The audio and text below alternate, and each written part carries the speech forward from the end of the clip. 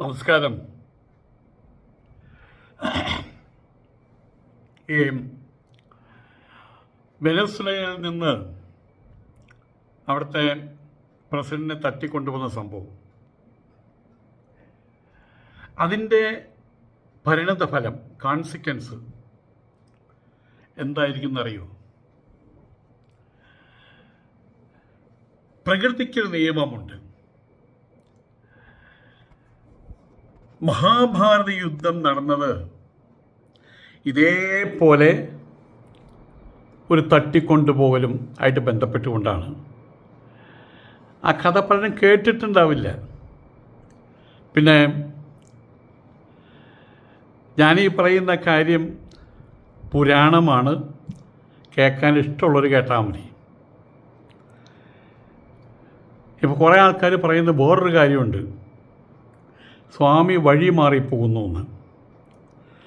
ഞാനിവിടെ ഏതെങ്കിലും മതത്തിൻ്റെ കാര്യമോ ജാതിയുടെ കാര്യമോ മാത്രം പറയാൻ വേണ്ടി ഒരു നായ്ക്കളുടെ കയ്യിൽ ഞാൻ ശമ്പളം പറ്റുന്നില്ല കേട്ടോ. ആവശ്യമുള്ളവർ കേട്ടാൽ മതി. ഇപ്പോൾ നടക്കുന്ന പല കാര്യങ്ങളിലും, പ്രത്യേകിച്ചും വെള്ളാപ്പള്ളി നടേശൻ സാറിൻ്റെ കാര്യത്തിൽ ഞാൻ 100% RSSൻ്റെ ഒപ്പമാണ്, സംഘപരിവാറിൻ്റെ ഒപ്പമാണ്. ഇത് കേൾക്കുമ്പോൾ പലർക്കും കുരുപൊട്ടും. അവരൊക്കെ അങ്ങോട്ട് ഒഴിഞ്ഞു പോയേക്കൂ. എനിക്ക് അതിൻ്റെ പേരിൽ ഒന്നും പറഞ്ഞു പോകാനില്ല കേട്ടോ.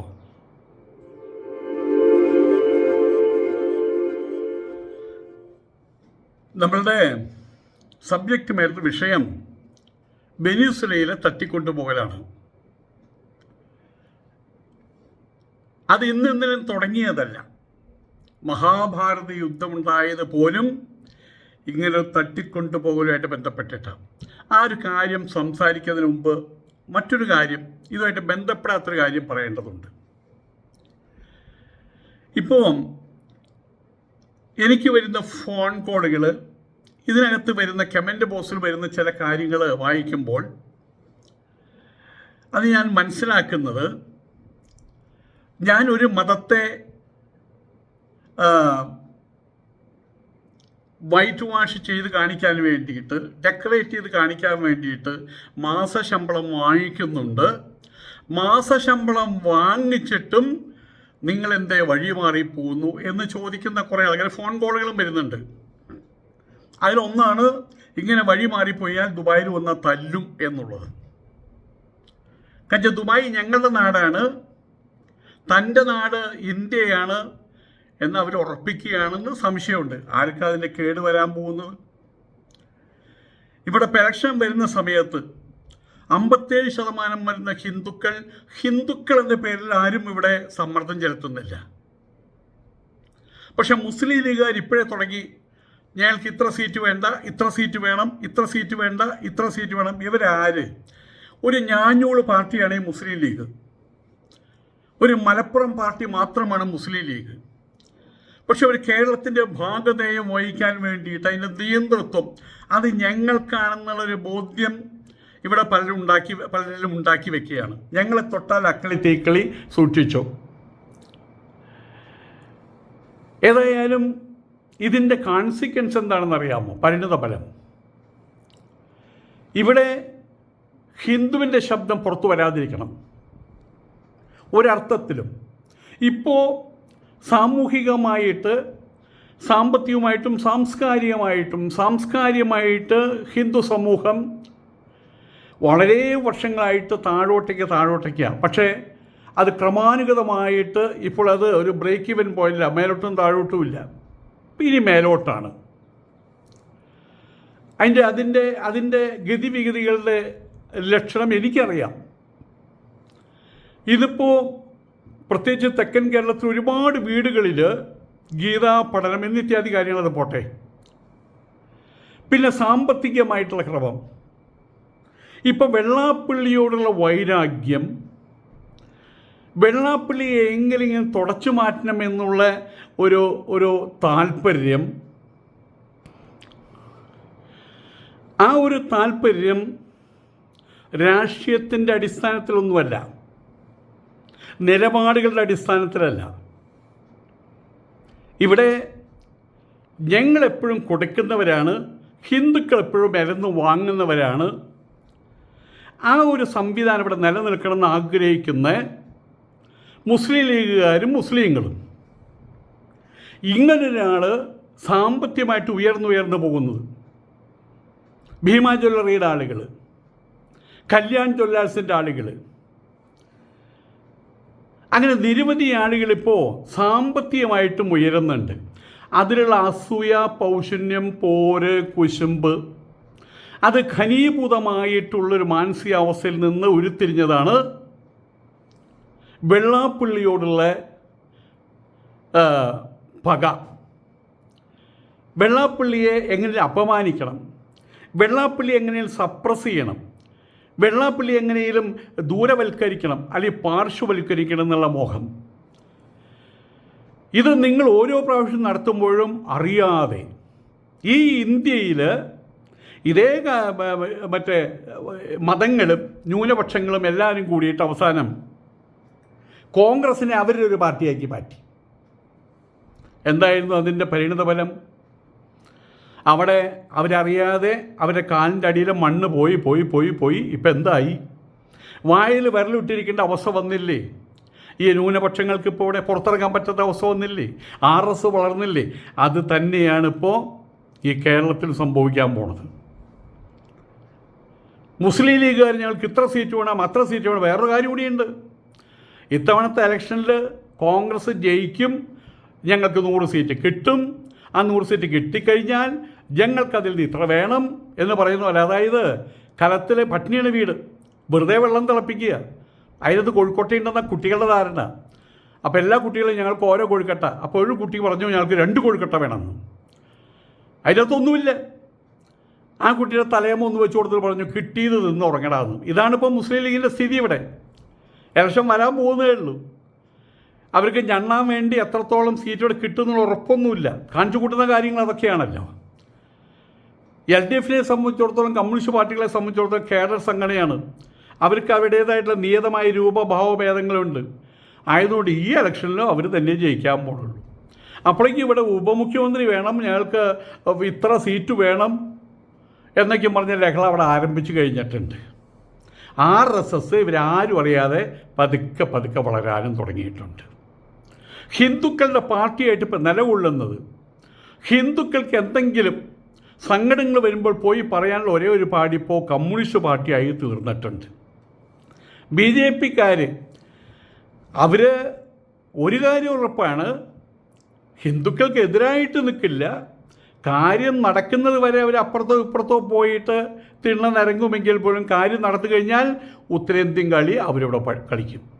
എന്തായാലും അധികം താമസിയാതെ ഈ മുസ്ലിം ലീഗിൻ്റെ വല്ലാത്ത ദർപ്പമുണ്ടല്ലോ, അത് അത് അത് അടിപ്പതറും, അത് വീഴും, യാതൊരു സംശയമില്ല. അത് ഞാൻ എവിടേക്കോ പറയേണ്ട കാര്യം ഇപ്പോൾ പറഞ്ഞു മാത്രമേ ഉള്ളൂ. ആയതുകൊണ്ട് തന്നെ എൻ്റെ ചാനലുകളിൽ വരുന്ന കമൻറ്റുകൾ, പിന്നെ പ്രധാനമായിട്ട് ദുബായിൽ വന്നാൽ തല്ലുമെന്ന് പറയുന്ന കുറേ നായ്ക്കളുണ്ട്. അത് ഇവിടെ വെച്ചാകാലോ, ഇവിടെയും വെച്ചാകാലോ. അതിനവർക്ക് കുറച്ച് വിഷമമുണ്ട്. കാരണം എന്താ, അവർ തന്നെ മനസ്സിൽ ഉറപ്പിച്ചിട്ടുണ്ട് ഇത് ഹിന്ദുസ്ഥാനമാണ്, ഇത് ഇവിടെ ഭരിക്കുന്നത് കഴിഞ്ഞ 15 വർഷമായിട്ട് ഭരിക്കുന്നത് RSS ആണ്. അതുകൊണ്ട് ഇത് ഞങ്ങളുടെ ഇവിടെ ഞങ്ങളുടെ കളി പരിപൂർണമായിട്ട് നടക്കില്ല. ആയതുകൊണ്ട് അവിടെ വരുമ്പോൾ തല്ലാന്നുള്ളതാണ്. മോഡിയും വരുന്നുണ്ടല്ലോ, ഒന്ന് തല്ലി നോക്കുന്നേ. മോഡിയും അവിടെ വരുന്നുണ്ടല്ലോ, ദുബായിൽ വരുന്നുണ്ടല്ലോ, അവിടെ വെച്ചൊന്ന് തല്ലി നോക്കുന്നേ. ഇവിടെ വെച്ച് പറ്റില്ലെങ്കിൽ അവിടെ വെച്ച് തല്ലി നോക്കുന്നേ. ഞങ്ങളുടെ സ്വന്തം നാട് എന്ന് പറഞ്ഞാൽ പിന്നെ വിസ വേണമല്ലോ അവിടേക്ക് പോകാൻ വിസ വേണമല്ലോ. സ്വന്തം നാടെന്ന് പറഞ്ഞിട്ട് ഞങ്ങളുടെ സ്വന്തം നാട്, ഞാൻ നാളെ ഇവിടുന്ന് കോട്ടയത്തേക്ക് പോകുന്ന പറഞ്ഞ പോലെ അങ്ങോട്ട് പോകാൻ പറ്റില്ലല്ലോ. ഇതൊക്കെ ഒന്ന് മനസ്സിൽ വെച്ചാൽ നല്ലത്, വല്ലാതെ തിളയ്ക്കരുത്, മനസ്സിൽ വെച്ചാൽ നല്ലത്. ഓക്കെ, നമുക്കവിടെ കഥയിലേക്ക് കിടക്കാം. നിങ്ങളൊക്കെയും കേട്ടിട്ടുണ്ടാവും, ശകുനി എന്ന് കേട്ടിട്ടുണ്ടായിരിക്കും. ശകുനിയുടെ അച്ഛൻ്റെ പേരാ സുബലൻ. അന്ന് ലോകത്തിൽ ഏറ്റവും സുശക്തമായിട്ടുള്ളൊരു ഒരു രാജ്യമായിരുന്നു ഭാരതം. അന്ന് ദക്ഷിണേന്ത്യയൊന്നുമില്ല, ആര്യാവർത്തമാണ് ഭാരതം എന്നല്ല പേര്. ധൃതരാഷ്ട്രമൊക്കെയും ഭരിച്ചിരുന്ന കാലഘട്ടത്തിൽ അന്ന് അഫ്ഗാനിസ്ഥാൻ, അത് ഗാന്ധാര ദേശം എന്ന് പറയും, ഇന്നോട്ട് കണ്ടഹാർ എന്ന് പറയുന്നതാണ് ഈ ഗാന്ധാരം. ആ ഗാന്ധാര ദേശം അവിടെ ഭരിച്ചിരുന്ന ഒരു ചെറിയ രാജവംശം, അതാണ് സുബല വംശം, സുബലൻ്റെ വംശം. ഗാന്ധാര ദേശം, ആ ഗാന്ധാര ദേശം ചില പ്രശ്നത്തിൻ്റെ പേരിൽ അവർ കൃത്യമായിട്ട് ഇവർക്ക് അടിപണിയാതിരിക്കുന്ന സന്ദർഭങ്ങളുണ്ടായപ്പോൾ അവിടെ പരിപൂർണമായിട്ട് അവരെ കയറി പിടിച്ച് ഈ സുബലനെയും അദ്ദേഹത്തിൻ്റെ ബന്ധുക്കളെയും സുബലൻ്റെ മകനായിട്ടുള്ള ശകുനിയെയും ജയിലിലടച്ചു.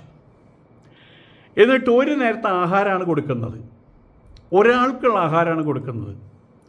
അന്ന് സുബലൻ പറഞ്ഞു, ഈ ആഹാരം ഏതൊരു ഒരാൾ കഴിക്കട്ടെ, ഇതെല്ലാവരും കൂടി കഴിച്ചു കഴിഞ്ഞാൽ എല്ലാവരും കൂടി കൂട്ടായിട്ട് മരിക്കും, അധികം താമസിയാതെ, ആയതുകൊണ്ട് നമുക്ക് നേരത്തെ മരിക്കാം, ഈ ആഹാരം ഒരാൾ കഴിക്കട്ടെ പറഞ്ഞു. കൂട്ടത്തിൽ രാജകുമാരനായിരിക്കുന്ന കൂർമ്മബുദ്ധിയുള്ള അഥവാ ബുദ്ധി കൂർമ്മതയുള്ള ശകുനിക്കാണ് അത് കൊടുത്തത്. അങ്ങനെ മറ്റെല്ലാവരും മരിച്ചു വീണു, ശകുനി മരിച്ചില്ല. മരിച്ചുപോയ അച്ഛൻ്റെ തുടയെല്ലുകൾ, 2 എല്ലുകൾ ഊരിയെടുത്ത് അതിനെയാണ് പകിടയാക്കി മാറ്റിയത്. അതും കയ്യിൽ വെച്ചുകൊണ്ട് പറഞ്ഞു, മഹാഭാരതത്തെ ഞാൻ മുച്ചൂടും മുടിക്കുമെന്ന്.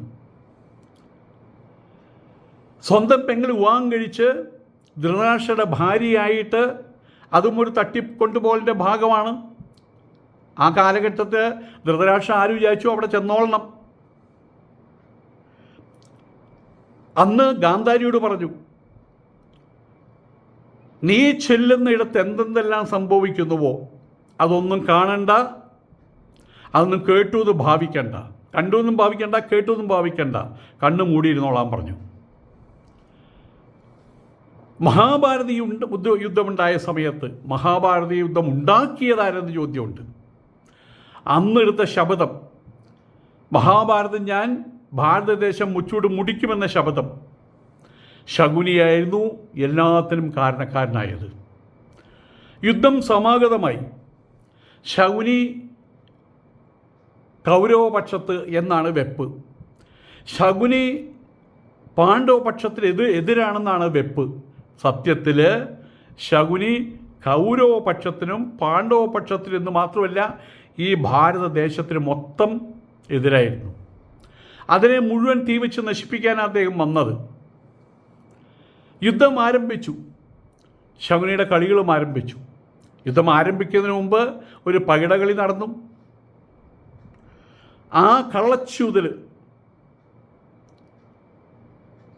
അവിടെ കാണിക്കാവുന്ന എല്ലാ വിധത്തിലുള്ള സർക്കസുകളും കാണിച്ച് യുധിഷ്ഠിരന് കാട്ടിലേക്ക് പോകേണ്ടി വന്നു. സ്വന്തം ഭാര്യയെ പണയം വെക്കേണ്ടി വന്നു.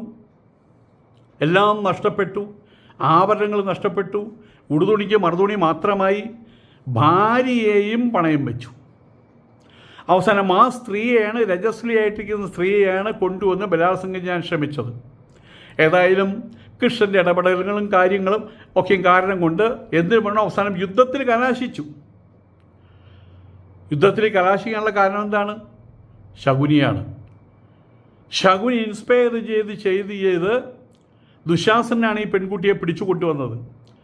അവസാനം ഭീഷ്മാചാര്യരും ധൃതരാഷ്ട്രയ്ക്ക് ഇടപെട്ട് പറഞ്ഞ് അയച്ചു. അവർക്ക് ഇന്ദ്രപ്രസ്ഥം പണിത് കൊടുത്തു, വേറെ പണിത് കൊടുത്തു, അവിടേക്ക് പോയിക്കോളാൻ പറഞ്ഞു. അഴിച്ചിട്ട മുടിയുമായിട്ട് അന്ന് പാഞ്ചാലി പറഞ്ഞു, ഈ മുടി കെട്ടണമെങ്കിൽ ദുശാസനൻ്റെ മാറ് പിളർന്ന ആ രക്തം ഇതിനകത്ത് ഞാൻ പുരട്ടും, എന്നിട്ടേ അടി കെട്ടുള്ളൂ എന്നാണ് പറഞ്ഞത്. ആ ഒരു ശബ്ദത്തിൻ്റെ പേരിൽ കൂടിയാണ് യുദ്ധം ആരംഭിക്കുന്നത്. യുദ്ധത്തിൻ്റെ പരിണതഫലം എന്തായിരുന്നു? കൗരവരും മുടിഞ്ഞു, പാണ്ഡവരും മുടിഞ്ഞു. എല്ലാം ആ അറ്റം ഒരു അറ്റം വരെ മഹാഭാരതം മുടിഞ്ഞു. അവശേഷിച്ചിട്ടുള്ള പരീക്ഷത്തിനെ വരെ കൊല്ലാൻ, ഇതൊക്കെ വേറെ കഥകൾ. പറഞ്ഞു വരുന്നത്, ഇന്നിപ്പോൾ ട്രംപ് ചെയ്തത് ഇതേപോലെയാണ്. തൻ്റെ ഇഷ്ടാനിഷ്ടങ്ങൾക്ക് അനുരോധമായിട്ട് നിൽക്കാത്തതിൻ്റെ പേരിൽ വലുതായിട്ടുള്ള മര്യാദാ ലംഘനം, മര്യാദ പറഞ്ഞ അതിർത്തി, അതിര് കടക്കൽ, അതാണ് നിർവഹിച്ചത്. ഇന്നിപ്പോൾ ലോകം നോക്കി നിൽക്കുകയാണ്. പക്ഷേ ഇടപെടുന്നൊരു സാഹചര്യം ഉണ്ടാവില്ലെന്ന് പറയാൻ പറ്റില്ല. ഒരു പരമാധികാര രാഷ്ട്രം ആ പരമാധികാരത്തെ പലതും പറഞ്ഞ് ഉല്ലംഘിച്ച് അവിടെയുള്ള അതിൻ്റെ രാജാവിനെയും പ്രസിഡന്റിനെയും ഭാര്യയെയും ഇവിടെ കൊണ്ടുവന്ന് ഇനി വിചാരണയുടെ അവസാനം എന്താവും നമുക്കെല്ലാവർക്കും അറിയാം. സദ്ദാം ഹുസൈൻ്റെയും ഗതി നമുക്കെല്ലാവർക്കും അറിയാം. പക്ഷേ ഇന്നല്ലെങ്കിൽ നാളെ അല്ലെങ്കിൽ മറ്റന്നാൾ ഇതേ ഗതി, ഇതേ അവസ്ഥ ഇതേ അമേരിക്കയ്ക്കും വന്നുകൂടാന്നില്ല, വന്നിരിക്കും. അതാണ് നിയതിയുടെ നീതി, അതാണ് പ്രകൃതിയുടെ നിയമം. അത് ബോധിപ്പിക്കാൻ വേണ്ടിയിട്ടാണ് ഞാൻ മഹാഭാരത യുദ്ധത്തിൻ്റെ ആ സംഭവം ഉണ്ടായതിന് മൂലാധാരങ്ങൾ തേടിപ്പോയത്. മഹാഭാരത യുദ്ധത്തോടുകൂടി പാഞ്ചാലിയുടെ മക്കളടക്കം എല്ലാവരും മരിച്ചു. പഴയ തലമുറയും പുതിയ തലമുറയും എല്ലാം മരിച്ചു, മുച്ചൂട് മുടിഞ്ഞു പോയി എന്നുള്ളതാണ്. ഈ ഒരവസ്ഥ അമേരിക്കയ്ക്ക് വരില്ല എന്ന് പറയാൻ കഴിയുമോ ആർക്കെങ്കിലും? എന്തായാലും അതിൻ്റെ രാഷ്ട്രീയമായിട്ട് വശങ്ങൾ എന്തൊക്കെ? ട്രംപ് ഒരുപാട് ജൽപ്പനങ്ങൾ പുറപ്പെടുവിക്കേണ്ട, അതിൻ്റെ ഒപ്പം നിൽക്കാൻ ട്രംപിൻ്റെ കുറേ ആൾക്കാരുണ്ട്, യൂറോപ്യൻസൊക്കെ ഉണ്ട്. അവരെന്ത് പറഞ്ഞാലും എനിക്ക് പറയാനുള്ളത്, നോക്കുകുത്തിയായിട്ട് നിൽക്കുന്ന യുണൈറ്റഡ് നേഷൻസ് അതിനെ നോക്കുകുത്തിയായിട്ട് നിർത്തരുത്. അതിനെ ഒന്നും കൂടി ഇപ്പോൾ ഊർധ്വം വലിച്ചുകൊണ്ടിരിക്കുകയാണ്. നാളെ ചത്തുപോകില്ലെന്ന് അറിയാത്ത രീതിയിൽ. പക്ഷേ അതിനെ പുനരുജ്ജീവിപ്പിക്കണം. അതല്ലെങ്കിൽ ഇങ്ങനെയുള്ള തെരുവ് ഗുണ്ടായിസം, വ്യക്തികളുടേതല്ല, രാഷ്ട്രത്തിൻ്റെ തെരുവ് ഗുണ്ടായിസം ഇനിയും പല സ്ഥലങ്ങളിലും നടമാടും. അത് ലോകക്രമത്തെ തന്നെ മാറ്റിമറിക്കും. ലോകമഹായുദ്ധം, ഇനിയൊരു യുദ്ധം, മൂന്നാം ലോകമഹായുദ്ധം ഈ ലോകത്തിലുണ്ടായിക്കഴിഞ്ഞാൽ നാലാം ലോകമഹായുദ്ധത്തിന് മനുഷ്യരുടെ കയ്യിലുണ്ടാകുന്ന, അന്ന് മനുഷ്യന്മാരുടെ കയ്യിലുണ്ടാകുന്ന ആയുധം എന്തായിരിക്കും എന്നറിയാമോ? പല്ലും നഖവും കല്ലിൻ്റെ കട്ടകളും. നമ്മൾ ലക്ഷോപലക്ഷം വർഷങ്ങളുടെ പുറകിലേക്ക് നമ്മൾ അധപ്പതിച്ചു പോകും. ആയതുകൊണ്ട് തന്നെ മൂന്നാം ലോകമഹായുദ്ധം സങ്കല്പിക്കാൻ പോലും പാടില്ലാത്തൊരു കാര്യമാണ്. അതോടുകൂടി ഈ ഭൂമണ്ഡലം, ഇവിടുത്തെ അതിജീവന പ്രക്രിയ, പ്രത്യേകിച്ച് മനുഷ്യന്മാരുടെ, അത് പരിപൂർണമായിട്ട് അസ്തമിച്ചു പോകും. അത് വരാതിരിക്കട്ടെ. പക്ഷേ ട്രംപിൻ്റെ ഈ രീതിയിലുള്ള നീതികെട്ട പ്രവർത്തനങ്ങൾ അത്തരമൊരു സാഹചര്യത്തിലേക്ക് പലപ്പോഴും അതിനുള്ള സാഹചര്യം സൃഷ്ടിക്കുന്നതിലേക്ക് സാഹചര്യം ഒരുക്കുകയാണ്. പിന്നെ എന്തു വന്നാലും അവസാനം നമുക്കൊരു വാക്കുണ്ടല്ലോ, എല്ലാം ഈശ്വരഹിതം പോലെ നടക്കട്ടെ. ഇപ്പോഴും അതേ പറയാനുള്ളൂ. നമസ്കാരം.